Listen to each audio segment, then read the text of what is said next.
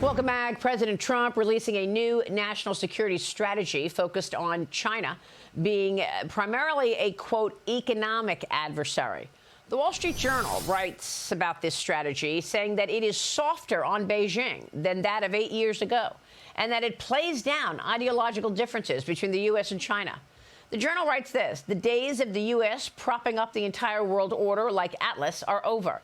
China got rich and powerful and used its wealth and power to its considerable advantage. We will rebalance America's economic relationship with China, prioritizing reciprocity and fairness to restore American economic independence. The U.S. does not support any unilateral change to the status quo in the Taiwan Strait. We should aim to restore a military balance favorable to the United States and to our allies in the region, according to this U.S. national security strategy out of the White House. Joining me now is Gatestone Institute senior fellow Gordon Chang. Gordon, good to see you. Interesting to read through this national strategy and see the way the administration describes China. You saw what the Journal said. How would you assess it? Well, the Journal is right in the sense that the national security strategy doesn't specifically name China as an adversary or an enemy. And that's a mistake, especially because the Communist Party has specifically named the U.S. as its enemy. And, you know, China's not the only threat, but it's the only threat that of great concern, because the other threats, Russia, Iran, North Korea, Venezuela, wouldn't be threats if they didn't have China's backing. But this is a great national security strategy nonetheless. And the reason is because China is mentioned indirectly throughout this document. And it's clear that the Trump administration is opposed to what China is doing. So, for instance, towards the end of this national security strategy, there's a paragraph that says, look, there's a hostile foreign power that's trying to close off the South China Sea or impose tolls. And both of those actions would be unacceptable, and we will not permit that. Well, the only power that fits that description is China. And there are many other examples throughout the national security strategy like that. So it's clear that the Trump administration has got the right strategy. It just won't name it in public. So why do you think that is? I mean, do you think that there is some shift underway where the White House is getting softer on China? Yeah, the White House is getting softer on China, and that's clear for now for about the last month. I tend to think, though, that the administration wants to get past the next couple of years, which is our critical vulnerability on rare earths, for instance, also pharmaceuticals. And the administration wants to try to build American resilience in those and other areas, which are mentioned in the national security strategy. But the point is that the administration needs to speak clearly about China, because China talks about going to war all the time. It's fast preparing for it. And the president of the United States has an obligation to talk to the American people about how dangerous this moment is. So yeah, I would like to see some language there. A little Ronald Reagan would be a good thing at this point. Yeah, meanwhile, Congress is pushing back. A new bipartisan bill from Senate lawmakers is aiming to block the administration from loosening any rules about restricting China's access to NVIDIA's advanced chips. This bill would, quote, require the Commerce Department to deny any license requests for buyers in China, Russia, Iran, and North Korea to receive U.S. AI chips that are more advanced than the ones that they currently have obtained and are allowed to obtain for 30 months. New Chinese AI chipmaker Threads soared on Wall Street last week. It was up 425% in its first day of trading. And as this is Beijing's answer to NVIDIA, it's betting that it will become a homegrown NVIDIA. Your thoughts? I think the Safe Chips Act, which is what you referred to, is very important legislation. You know, China keeps on telling us that they don't want or need NVIDIA chips.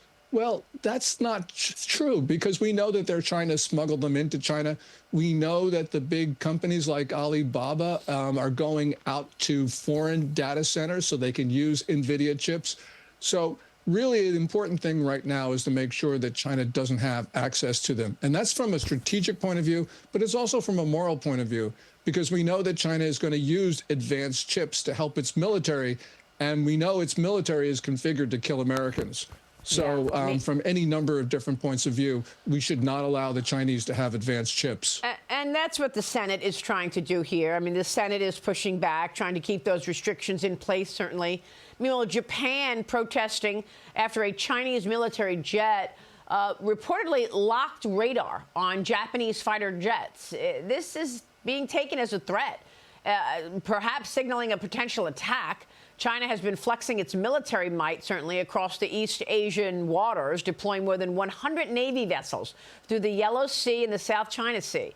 Both Taiwan and Japan are warning of rising military activity from Beijing. Taiwan recently increasing its defense budget by $40 billion, with plans to purchase additional U.S. arms, Gordon.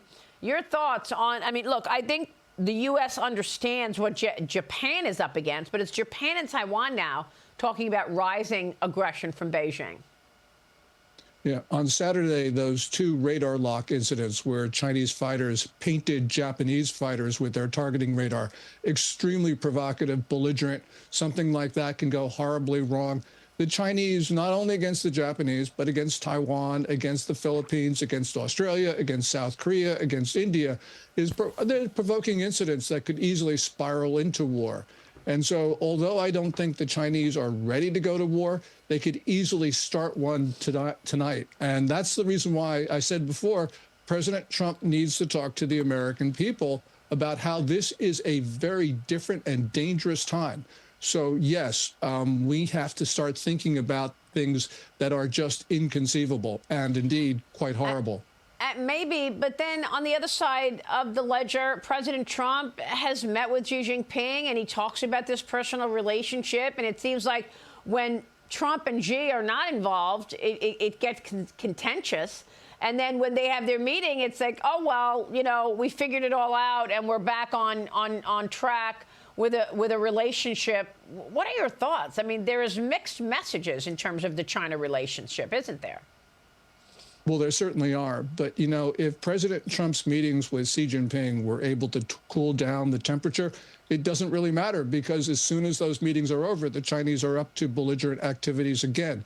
And that says that President Trump has the wrong approach to China. You know, President Trump's approach is the same one that presidents have had for 5 decades. And that's the one that's got us into this very dangerous situation in the first place. You know, kudos to President Trump for his national security strategy for opposing China across the board. But he needs to, in public, talk about this, because the American people are not ready. The American military, by the way, is certainly not ready. It doesn't have the sense of urgency that is absolutely required when we see what the Chinese are both saying and doing. Yeah. Meanwhile, the Chinese trade surplus topping $1 trillion. The Wall Street Journal writes, underscoring its export dominance. And it certainly has been dominant there. Gordon, great to get your take on all of that. We'll be following all of your work. Thank you, sir. Gordon Chang joining us this morning.